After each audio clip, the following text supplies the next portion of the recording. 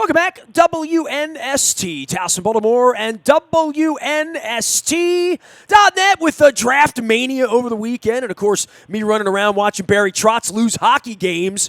And I may abstain from a Long Island run here this week. And, of course, our Baltimore Positive stuff on Thursday at Pizza John's with Dutch Rupert's Burger. Come on out. Let's get you swabbed for the Bone Marrow Registry. 15% of all pizza, all ravioli, all the pasta, all the cheesesteak subs, and the cookies and the ice cream go to There Goes My Hero on Thursday after 5 p.m. So if you've been watching me eat pizza without the meat sauce, if you've been watching Luke Jones eat the pizza with the meat sauce, this is your chance to gather and eat the pizza however you like it. Luke Jones joins us now to discuss the long-lost franchise that is the Baltimore Orioles. Boy, it's in the midst of all this purple and the draft party downtown, and I went to see Tesla on Sunday night. I was with a bunch of Baltimore County liquor folks and restaurateurs and folks that have poured me wet beverages over the course of years at the Timonium Fairgrounds with King Liquors and doing all the bull roast stuff. But a lot of people talked football with me over the weekend, Luke.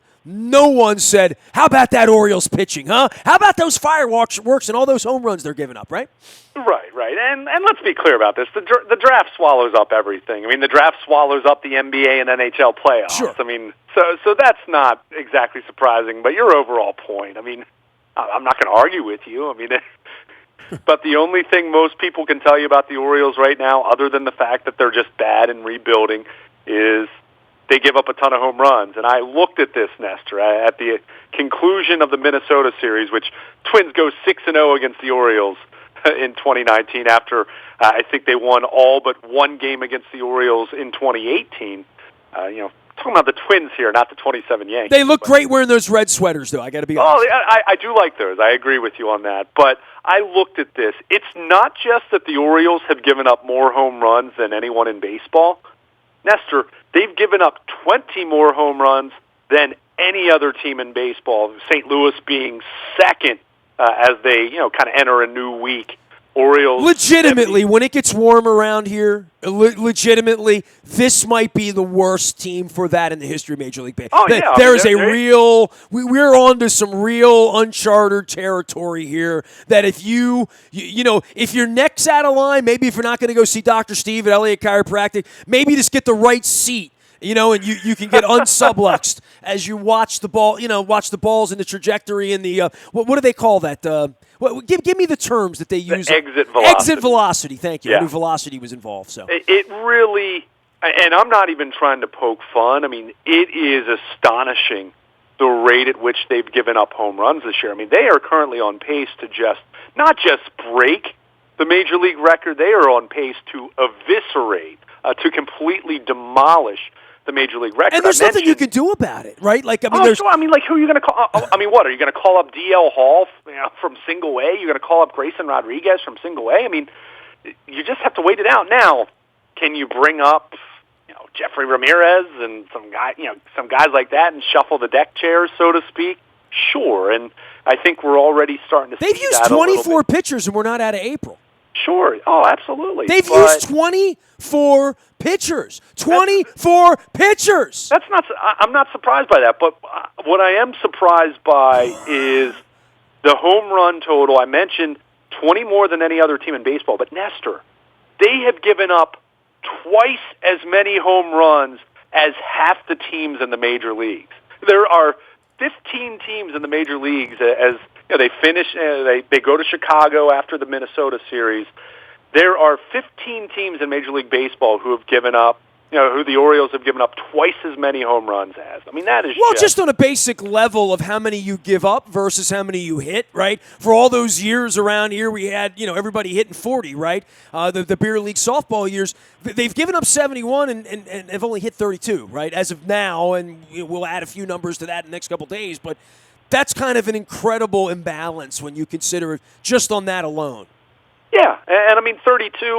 It's not as though they've been embarrassing in the number of home runs they've hit. I think they're 22nd in the majors in that category. So not good, but not embarrassing or anything like that. But it's just been extraordinary. And let me be very clear about this: home runs are up everywhere. We know that. So, but it's just so the proportion is just so out of whack for the Orioles. I've never seen anything like it. And look, the pace will regress to the mean a little bit, but I don't know if it's going to regress enough for the Orioles not to shatter the major league record for home runs allowed. I mean, it really is extraordinary. I mean, even guys that are it's one thing to talk about some of these guys in the bullpen who are in the major leagues solely because they're in Baltimore and not anywhere else. But it's another thing to talk about even some established guys. Like, I know Dylan Bundy has been really disappointing going back to the All-Star break of last year, but he had at least established himself as, a major league pitcher, but the home runs at which, the rate at which he's given up home runs. I mean, Cobb, who's back on the DL, or the IL again, there I go. I slipped up. Call it the DL. Yeah, IL. but Come Cobb, on. I mean, and look, I'm fine to say, okay, I'm sure the back has been part of that, but look at the number of home runs he's given up. I mean, some of these home run rates are just, it really is extraordinary what we've seen. And, it's unfortunate from the standpoint of not that the Orioles would be any good. I'm not saying that at all, but there have been some other aspects of this club that have been okay, let's say. For the most part, they've played okay defense, although I think they're missing Cedric Mullins' defense in center field. Joey Rickard's not a center fielder, and I think their outfield defense has suffered. We saw some of that in Minnesota over the weekend. But, there have been a couple aspects of this team that haven't been embarrassing, haven't been that terrible, but it all gets swallowed up by just giving up home run after home run, starting rotation and the bullpen. So it's just, to your point, though, there's only so much you can really do right now. You can't just designate everyone for assignment and call up guys who aren't ready yet. I mean, they're not going to do that, and they shouldn't do that, to be very clear. But in the meantime, it just makes something that's really difficult to digest. I mean, you look at what the Twins did, not just against the Orioles in Minnesota this weekend, but the previous weekend in Baltimore. I mean, they just absolutely clobbered the baseball against them. And again, nothing against the Twins. They played well this year, but they're 16-9. Well, 6-0 six of those wins have come against the Orioles, so they've been a 500 team other than having the benefit of playing Baltimore 6 times. So how good are they? I'm not sure they're even all that impressive, but they sure look great against the Orioles. And this home run thing has just been, me. I've watched baseball a long time. There are a few things I really jump the gun on because it's a long season and you're talking about sample size and things of that nature. But this has just been such an extraordinary run of giving up home runs. I mean, I've never seen anything like it. And it's not hot yet, and we're not out of April yet. I mean, that's really the issue. And there's no cavalry at all over the hill for this organization. Luke Jones on us here. We're not looking to bag on the Orioles here. I'm just physically looking up at the Hanser Albertos and the Rio Ruizes and the Pedro Severinos and any of the rest of these guys, and I look at the amount of strikeouts, and again, this is an old guy, get off my lawn maneuver here. They look like they could legitimately have 10 guys that could strike out 100 times this year. Like, I don't even know how that's possible. I mean, they've got 6 guys well into their 20s who don't even have 100 at-bats yet, and they've struck out 25 times. I mean, all they're doing is striking out offensively as well. Not even to 1,000 at-bats and already 250 strikeouts amongst the team. That's also baseball. It's either a home run or it's a strikeout. I get that. It's not much to watch. I mean, it doesn't feel like there's a level of competency here. And I really begin to wonder, how many Major League Baseball players do they really have on the team, really? Beyond Trey Mancini. I'm not going to argue with that, but they're average in strikeouts, Nestor. I know. I'm just saying, it's just funny, like, to what you just said. I mean, they're 16th in the major leagues in strikeouts. I mean, they're middle of the pack. Now, that's not to say that their offense is good enough. It's not. I mean, their offense, about the only thing their offense has going for it in the context of how we've been talking is that it's not nearly as bad as the pitching, but it's still been a bottom 10 kind of offense in the majors. I mean, they're 20th in runs scored. I watch it and I wonder how anybody could be worse. But then, then I look at Miami's lineup and I look at these other places and say, bad is bad, and when you're that bad, you're really not trying to get good, and we're finding that out. There's really no movement afoot to say, hey, we gotta put this bullpen together because we're giving up too many home runs. It's more like, let's draw a number. Who's had 3 days rest? Let's let them pitch. 24 guys have pitched on this team, and it's not May. I know, dude. You said all offseason it can't be any worse than last year.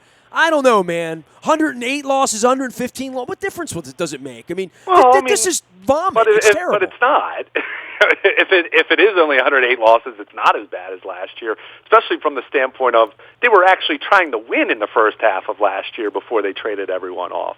So, but again, we're splitting hairs from the standpoint. I know. And we don't get together. Look, we're not going to do this 7 days a week bitching about the Orioles. No, but, I hear what you're saying. On the long weekend where the draft sort of ate it up and nobody watched them play, and they're coming back home this weekend and nobody's going to watch them play and nobody's going to say much about it, my Baltimore Positive thing's going to be about, hey, where is the baseball team going to be 3 years from now? And I tell you what, if this is the first month is indicative of what this whole year and most of next year and maybe the following year is going to be, I don't know where the brand's going to be 3 years from now. I really don't. I don't know how many more few tickets they can sell or how much worse they could possibly be than last year. And now we're kind of seeing that play itself out, and it's sickening to me. That's all. And I know there's no help to it, and I know there's no interest in it, and I know we won't be talking about it in July or August because no one will want to listen to it. Well, I still think there's interest, but it's conditional. It's when are you calling certain individuals up? I think from an interest standpoint, probably the fact that they had to send Cedric Mullins down, which, by the way, was the right call when you considering he was hitting worse than Chris Davis, and he just did not look confident at the plate whatsoever this year after having his moments last year when he was called up. But I think so much of it is conditional. It's very much a case. I think there are people interested in what the Orioles are doing from a rebuild standpoint, but it's very much just checking in. It's just you're driving by. It's almost like driving by the scene of an accident. Yeah, at 8:30 on a Tuesday night. I'll just look and see what the score is, and it's 5-0. I don't put it on. If it's 3-2 and Hess is pitching, I'm making it up. Right. Okay, I'll put it on and hear how Brian Roberts sounds or something. Who, by the way, I think is really good at it. Yeah, and I like him. And he's not, and a little bit more Palmer-esque that he doesn't really care. I guess if you have millions of dollars in the bank and this is sort of a gig for you, if they fire you for being honest, you don't really care. If you're Dave Johnson and you don't have millions of dollars in the bank, you toe the line and you can't talk about how putrid it is, as you and I have been doing for 13 minutes right now, because it is pretty putrid from a customer standpoint, from do I want to drink this coffee? Do I want to eat this pizza? Is this food good? Is this worth my time? Is it worth my money? And look, I'm going back and forth with the Orioles this week. I have still been working on this Dear Steve Bisciotti letter about the city, and I got Dutch Rupersberger out this week. We're going to have Barbara Mikulski next week. Later on in the month, I'm going over to UMBC and talk to Freeman Rabowski. So we're going to have all these great guests, and we're going to be talking about the future of the city. But meanwhile, we're not talking about the team so much as to what is the real plan here. When the COO of the team just walks out after opening day, as he did, and it's not even like a news story. Like, if Dick Cass just walked out on the Ravens on Wednesday and they no longer had Dick Cass, that would be the lead. That would be on the front page of the paper. That would be something we'd have to talk about around here. With the Orioles, it's sort of an afterthought, and I don't want to allow it to be an afterthought that the team is so bad, nobody's watching it, nobody cares, they're a punchline, they're going to break the record for giving up home runs. I can make chiropractic jokes about my neck hurting from watching the balls go out and all that. But, it's a limited time offer. It's April. It's not even cute now at, playing 300 ball. I can't imagine it's going to dress up better in June or July just because we're bored, because Ocean City's that way, the mountains are that way, the lacrosse game's over there. There's other things we can get involved in, and I think the draft was a nice diversion over the weekend. But I came back to this on Monday, Luke, and you know how I feel about it. the race is a couple of weeks away, and those people have clearly thrown the towel in on the Preakness being in Baltimore. I've talked a lot about the future of the Orioles, and I'll be doing that with Dutch on Thursday, and I don't look to be an alarmist on any of this.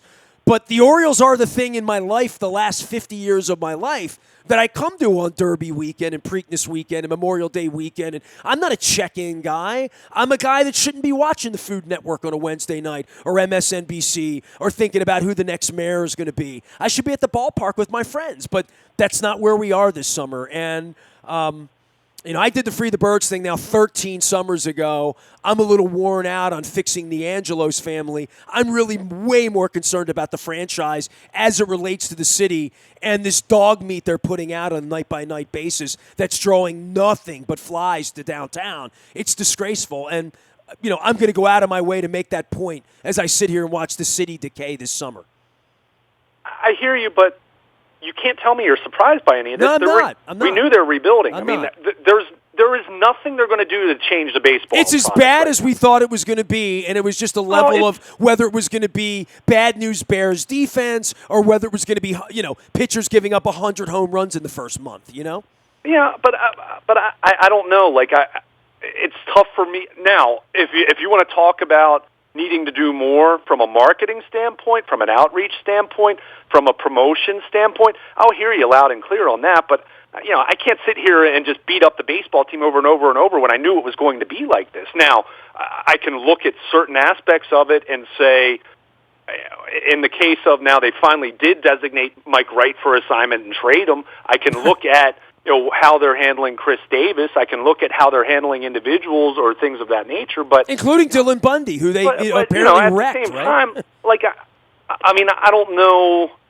I feel like it's wasted breath just bemoaning how bad they are. I know. We knew they were going to be bad. Yeah, so, and I'm not looking to be that guy. standpoint, I'm looking to say what's the long-term play here other than the next savior is going to get drafted in whatever it is, 5 weeks, 6 weeks, whatever it is. Well, but this is why you have to watch and see what Mike Elias and Sig Mejdal and the organization does in that Sig Meidel's playing a lot of hockey at Patterson Park. I found that out. So he's a hell of a goalie, apparently, yes. Sure, but they have to draft well. I think certainly this year you're expecting to see some hay made in the international market. Not that I expect the Orioles to suddenly be first in spending, but you're going to see them spend more than they did for a long time, which was a pretty low bar because it was next to nothing. It was a handful of guys making nickel and dime kind of bonuses out of the Dominican or wherever. So you're looking to see that, and you're looking to see strides with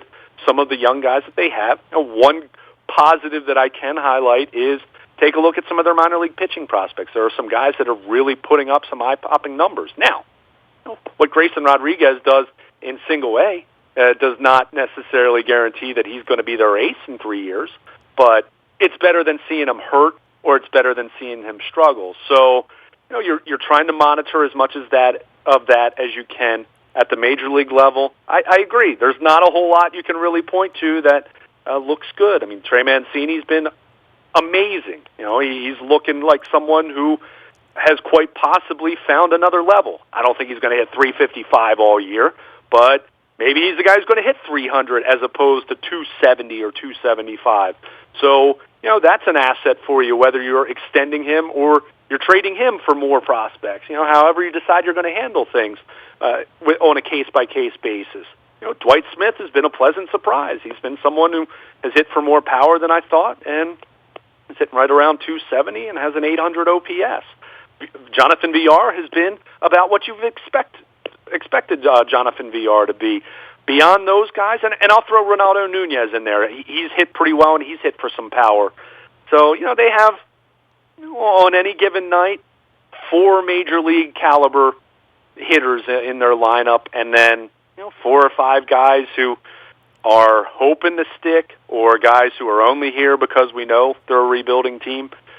So that's just kind of where they are right now. I mean, there are a few positives here and there. I mean, John Means on the pitching staff has been a really nice, pleasant surprise. That changeup has really played well. Do I think he's going to be a starting pitcher long term? Probably not. Do I think he could be a nice relief pitcher for them? Probably. Yeah, I'm starting to think he could be that. So, you're kind of, I used the analogy back in spring training once we saw what this roster looked like even down in Sarasota, that, there's Elias and company are still kind of in that mode where they're surveying the wreckage, so to speak. And I don't mean, I'm being figurative in saying that, but they're really at a point where they're looking for anything that can resemble a solution for them, either as a long-term piece or as someone they can deal off for assets that are going to help them in the future. And that's just the mode where they're in. It's not ideal. I've said all along, this is why I will have some semblance of understanding for how they tried to operate the last couple of years and trying to keep the band together as long as they could, from the standpoint of rebuilding stinks. It's not fun. It's bad baseball. It's not an engaging product on a nightly basis in terms of wins and losses. It just isn't. But if you're trying to have a vision to build something that's going to be long-lasting and meaningful, and not just the chase for 80 wins, which is where the Orioles were for most of 1998 through 2011. I mean, they never truly committed to rebuilding. It was this toes kind of, 1 foot halfway into the water, and then, they'd go and sign some random veteran to try to make it look like a half-hearted attempt at winning. And do I think that moves the meter from a fan standpoint? Not really. But, I think right now, the on-field product, I'm not going to try to defend it. It stinks. I'm not saying that. But there are other things you can try to do in the meantime to try to stir up interest that I think that's where they've really whiffed, and that's where I feel from a marketing standpoint, they're not really doing anything differently than they did when Buck Showalter was the manager, and Manny Machado and Adam Jones and J.J. Hardy and Jonathan Scope, and go down the list of guys. Now Nick Markakis, go down the list of players they had. Are they really marketing this thing any differently than they did then? It's hard to say that they are, and that's a major problem because that the on-field product isn't even close to what it was then. So from that aspect, I'm right there with you in saying they need to be doing way more than they're doing. But from an on-field play standpoint, I can't really sit here and complain about it from a standpoint of compared to expectations, because this is about what I expected. I didn't necessarily expect them to be on pace to eviscerate the Major League home runs allowed record, but as far as being playing right around 333 ball through the first 30 games of the season, I'm not surprised by that. That's about what I anticipated, quite frankly. Well, I think part of it is you want them to get better during the course of the year, Sure, or make it more interesting. And part of that is when the Mullins and the Bundys start to kind of fall apart a little bit. That really hurts the interest level even more than the record that we all knew was going to be there. He is Luke at WNST.net and Baltimore. Luke out on Twitter. I want to remind everybody about our friends at Ruth's Chris.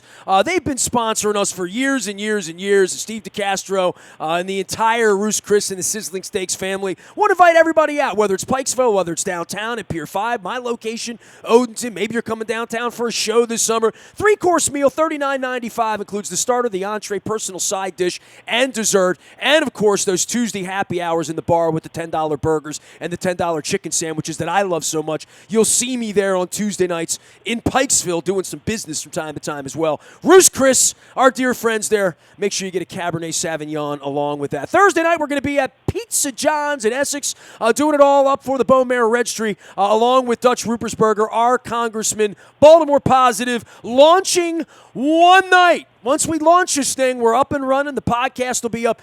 Don Moeller and I are going to be doing it weekly around here. Barbara Mikulski coming up in 2 weeks, and many, many others who have shaped Baltimore in the past, in the present, and hopefully in the future. It is Baltimore Positive. Follow along, subscribe, and do all of that. Orioles back this weekend. Luke will be down at the ballpark, and, of course, doing all things wrap-up on the draft as well out at WNST.net. The BuyAToyota.com audio vault is there 24 hours a day from anywhere in the world on your mobile device by downloading the TuneIn radio app. We do come in crystal clear from anywhere in the world. The morning newspaper shipping, courtesy of our friends at Planet Fitness at PlanetFitness.com. Always $5 down, $10 a month, getting you in the best shape of your life. There's a Planet Fitness right around the corner from you. Last but never least, any breaking news as the Orioles have some ups and downs, and the Ravens have their rookie minicamp this weekend, and you'll get it first on the WNST text service. That's all brought to you by Coons Ford, Security Boulevard. Of course, Dennis Colazzo is always here on Thursday. I will be with him this Thursday, getting you ready for the Kentucky Derby this week in the Oaks. It's May. I haven't been sneezing as much as I usually do, so usually the hay fever sets in. When I think of Derby, I think of horses, and I think of hay fever, and I think of chew. But not this week. Derby, baseball, maybe some hockey as well. We are WNST.net, AM 1570 at WNST Towson, Baltimore, and we never stop talking Baltimore sports.